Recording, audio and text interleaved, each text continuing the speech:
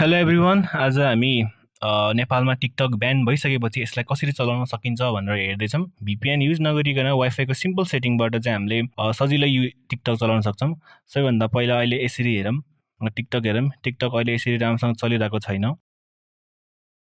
छैन। अब वाइफाईमा जाने, यसमा थिचिराख्यो भने यो आउँछ अनि यो सेटिङमा जाने, सेटिङमा जाने।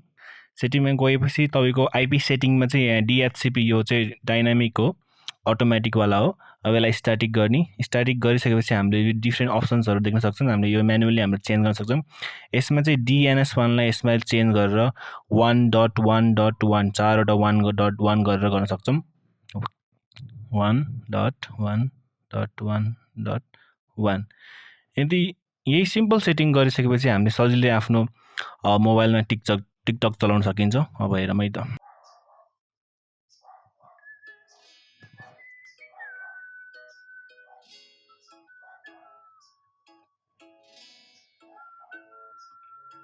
These are the worst haircuts to get based on your head. यो बालमा कता बहुत दिन हो गया यार, नाक के बालों को नहीं सिलाया। नेपालको सबैभन्दा बढी टिकटकमा जब